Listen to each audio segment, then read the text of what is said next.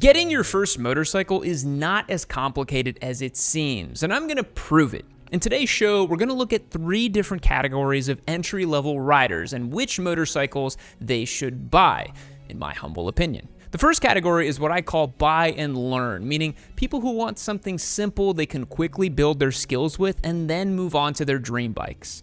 The second category is grow into it. That's for riders who want something they can buy, keep for a few years, and get some serious mileage out of. The last category is mature riders. These are guys and gals who have some extra rings around their proverbial tree trunks. I'll also give you my top 2 all-around beginner motorcycle choices at the end of the video, along with some rapid-fire advice so you're prepared to ride in 2026. Ready to get started? Let's go. I don't think you can do much better than a used Ninja 300 as a buy and learn motorcycle. I saw one of these pop up for our Facebook Marketplace videos a while back, and it reminded me just what an excellent choice this would be. Kawasaki made a ton of these bikes, and now private parties sell them for peanuts. You can pick up a used Ninja 300 for $3,500 or less all day long, and mechanically speaking, it's really not going to be that much different over a Ninja 400 or even a 500.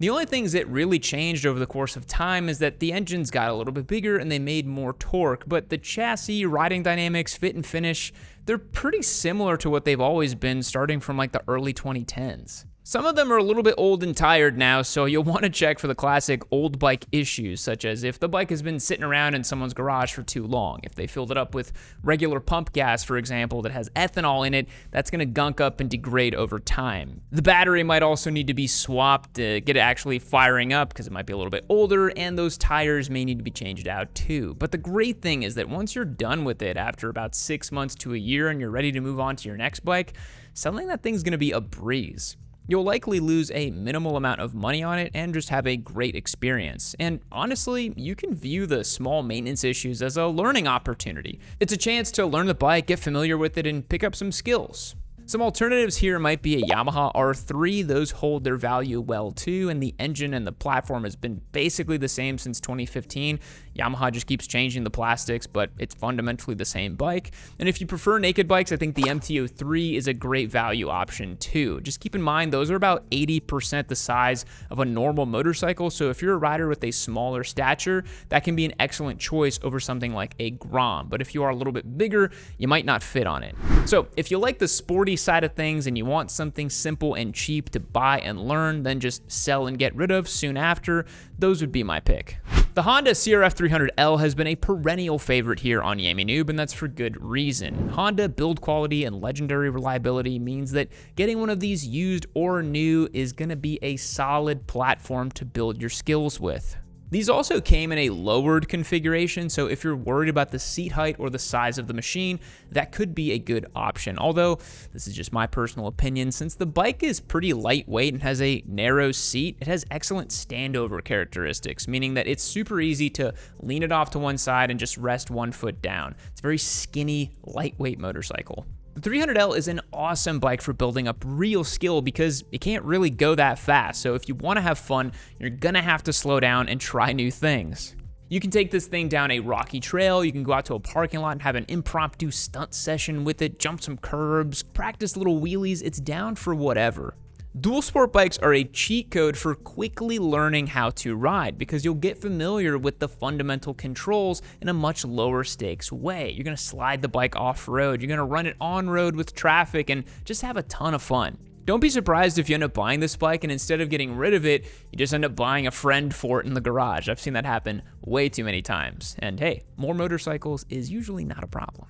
The Rebel 300 with Honda's new e-clutch technology has to be a top choice for a buy and learn rider too. The Rebel 300 was already a category leader for nervous entry-level riders. People who are a lot shorter, they really love that low seat height. I mean, I'm pretty sure a third grader could probably flat-foot this machine, it's so low. The indestructible 286cc single-cylinder mill is also great. It's the same engine found in the 300L. It provides adequate power, but it's never going to feel overwhelming no matter how much you twist the throttle. But the true game changer has to be the addition of e-clutch, which completely allows the rider to never use the clutch if they don't want to. So if you're loving the idea of learning to ride a motorcycle, but you're very nervous about power, seat height, or managing a clutch, the Rebel 300 solves all of those problems. If you want to learn more about how an e-clutch works, I've probably made like 5 or 6 different videos about it already. It's an interesting piece of technology. Just look up Yamanoob e-clutch and you'll find all those videos. Now, the new Rebel 300 e-clutch is a newer model, so it may be tricky to find one used for now, but it has a pretty approachable price point, and Hondas are notorious for holding on to their value. So if you pick it up and sell it, I don't think you'd lose too much money on it. This would be an excellent choice to get someone started with riding who's a little bit nervous and then graduate to something else. Okay, I want to be respectful of your time, so I have a quick pitch for you about my website. I've been giving away motorcycles for about 7.5 years on this channel. We're up to 73 bikes in total, which is almost $1 million worth of motorcycles. And the only way it's possible is because of our members on yamanoob.co. When you sign up, you get automatic entries to win our motorcycles, which you can actually stack up in your portal and then assign when we have one that you like. Those entries never expire, and you can wait until we've got the right bike that you want to win. You also get access to our Discord server, which I am on every day. So if you want to chat or have some questions, I'm always there, and so is our community. It's way cooler than doom scrolling. It's like a bike night that never ends. Our current giveaway bike is this beautiful Triumph Trident 800 you've seen in today's video, and we're holding on to this one for a little bit, so you've got some time to get entered. So click the link in the description, check it out. It's the best way to support the show. All right, let's jump back in and talk about bikes you can actually grow into as a beginner. It's an easy choice, but it's obvious for a reason. The Suzuki SV650 is the king of grow into it motorcycles. It's been recommended as a starter bike for the somewhat responsible soon-to-be riders since as long as I can remember. I'm pretty sure there's forum posts dating back to like 2003 talking about this. The SV has aged into a pretty cool, borderline retro product with its 645cc V-twin engine, which is totally unique nowadays. All the manufacturers nowadays are rocking a parallel twin, which is when the 2 cylinders are right next to each other because it's cheap and easier to make. The SV has a beautiful trellis frame, which Suzuki kind of copied from a Ducati Monster in the late 90s. Combined with the V-twin engine and the no-frill style and the round headlight, is just a cool bike that sounds awesome and will run like a top. You could easily buy one of these secondhand because Suzuki's made them for the last 26 years, but even buying it new isn't a terrible idea. It's a little pricey compared to the competition and what you're getting, but it will age beautifully and you'll definitely keep it for a long time. It can be a commuter, a future track bike, a simple touring bike. If you can dream it, you can do it with an SV. They're the GOAT for a reason. You can think of the Yamaha MT-07 as the SV650's weird cousin that huffs glue. Funky styling by the way of Yamaha's Dark Side of Japan, a rowdy 689cc parallel twin with a 270 crank, which gives it kind of a V-twin-like bark, and a short wheelbase, and it doesn't really weigh all that much. And if you're wondering, yes, it has a penchant and a reputation for doing wheelies and being a bit of a bad boy, but it's also known to be completely bulletproof and a bike you can 100% keep for a long time. I've ridden dozens of MT-07 throughout my time here on Yamanoob, and I've always had fun with them. They have a playful puppy dog nature to them, and if you want a beginner bike you're willing to respect and grow into, they'll play a very similar role as the SV650, with a little more edgy styling. Put a stunt cage on, go out to the lot, start practicing some wheelies, or use it as a commuter and put a pipe on it and brap next to all the cars like the delinquent that you really are. The MT-07 elicits bad behavior, and it's for a good reason. Alright, this next one might be really stretching the limit of a grow into it bike, but I have to mention it just because I love this motorcycle so much. The Honda Hornet 750 with the e-clutch system would be a fantastic choice for someone who wants a really solid bike they're going to keep for several years. The 755cc parallel twin with a 270 crank, the same setup found in the MT-07, has Honda's Unicam system, which is pretty unique. It also has a shorter stroke and loves to be revved out, so if you keep the revs low, it's actually a pretty chill ride. So the interesting thing here is that the Hornet 750 in North America actually comes a little bit neutered from the factory, so whenever you're ready for a big power boost, just pop the ECU out, mail it out to get flashed, and then pop it back in for an extra 10 or 15 horsepower. That e-clutch system also helps you learn to operate or totally disregard the clutch in rush hour traffic. And at $8,000 MSRP, the rider who wants to keep it for a long time is definitely not going to mind that price tag. So for the mature riders out there, don't you dare fall for the siren song of the BMW GS. Make the smart move. I know you want to rock up to the board meeting on Monday and whip out the photos of your GSA all blacked out in your garage, but that way lies ruin. Instead, jump on a Royal Enfield 650. I've heard so many great stories about riders in their 50s, 60s, even 70s coming into motorcycling for the first time and picking up an Enfield 650. They make them in tons of different colors and styles. It will look age appropriate and normal, and it makes a classic sound that you're going to enjoy. It's powered by an air and oil cooled parallel twin, making less than 50 horsepower, so it's got a nice amount of torque, but it's not going to be intimidating. It's a super standard seating position too, so jump on one of these for not much money, enjoy it, keep it, or sell it. It can work either way. Great choice for the mature rider. If you want the brand cachet of the more luxurious brands, say you're a mature rider with some cash to spare and you already own some other upmarket brands like Porsche, BMW, or Mercedes, then I think a Triumph will do quite nicely, and they have some offerings for you too. Bonneville's with the 900 series engine would work great if you want to skip their 400 series bikes. And it might seem like a really big, powerful motor, but it's actually a pretty docile and easy-going parallel twin.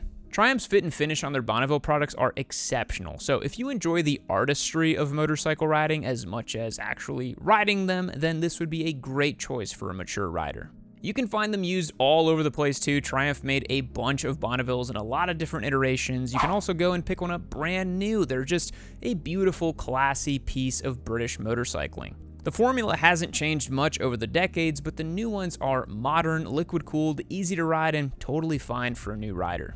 So if a Royal Enfield seems a little bit too budget and a Triumph feels like too much of a cop-out, then might I introduce you to the hipster choice, the Moto Guzzi V7. If you want something that has true curb appeal, we'll get comments and questions every time you rock up to a bike night and probably already has a dedicated and devoted club in your area, you gotta go with the Guzzi. Moto Guzzis are truly an if you know then you know kind of brand. Having sampled several of them myself, it gives you the same sort of experience of a Bonneville, but with a lot more attitude and character. They're definitely a slow burn type of motorcycle, and one that you'll probably struggle to get rid of. I still think they're one of the coolest choices for a mature entry-level rider, and it's one that communicates a ton of taste. Very cool bikes.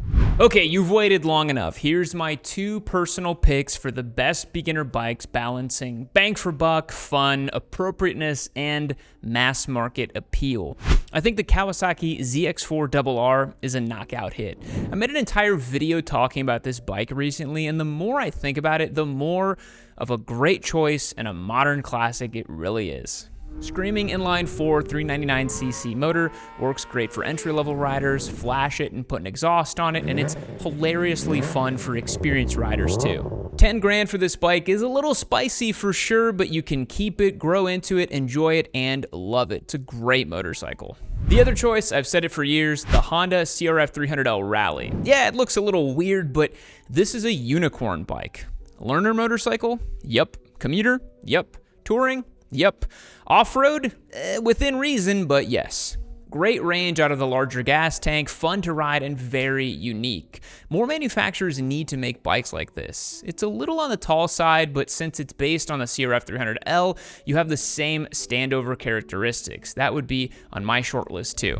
Right, let me give you some rapid fire advice here at the end, give you a little something to think about. Should you buy used or new? Well, it ultimately comes down to your budget and what your priorities are. If you have a fixed dollar amount that you want to stick with and you don't want to take a hit on depreciation and you want the ability to be flexible about your insurance options, then you gotta go used. Just know what you're getting into and what you're trading off. You'll likely want to be handy with tools and have a basic understanding of motorcycle mechanics should you go for a pre-owned motorcycle. But if you want the hassle-free experience, a warranty, and a totally fresh bike, and the satisfaction of knowing that you can take the hit on the depreciation when you go to sell it or trade it in, then you gotta go new. There's nothing like a fresh and shiny new motorcycle. They even have that specific new bike smell as the gaskets are all settling in, and the nice new tire smell too. Be warned though, most people's new bikes often live hard lives, especially if they're a beginner rider. They get dropped, abused a little bit, and in general suffer more calamities that experienced riders and motorcycles tend to not suffer. So if you're okay with your shiny new bike getting dropped, then more power to you.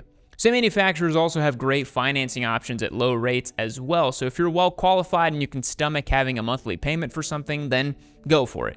Personally, I don't take out loans for toys, that's just my philosophy. And a quick note, never trade your bike into the dealer, especially if you bought it lightly used and you got the title in your hand. You will get hosed by the dealer. Take your time, list it. You can pocket several thousands of dollars over the trade-in. However, if you value your time, you don't want the hassle of dealing with randoms on Facebook Marketplace, then by all means, just trade it in. That's a valid strategy.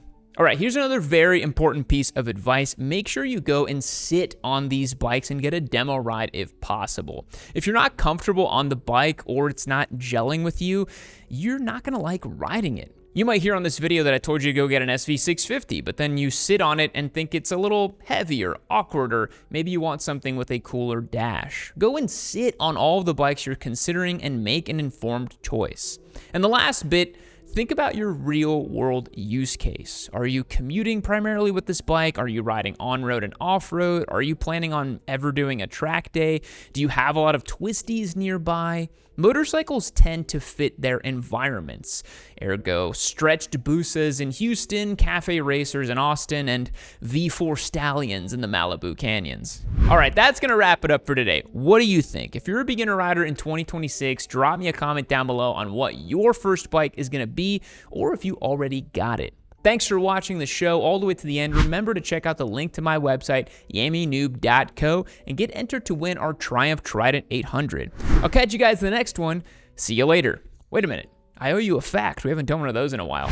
Fact! Your stomach lining has to replace itself every few days so it does not digest itself. Goodbye.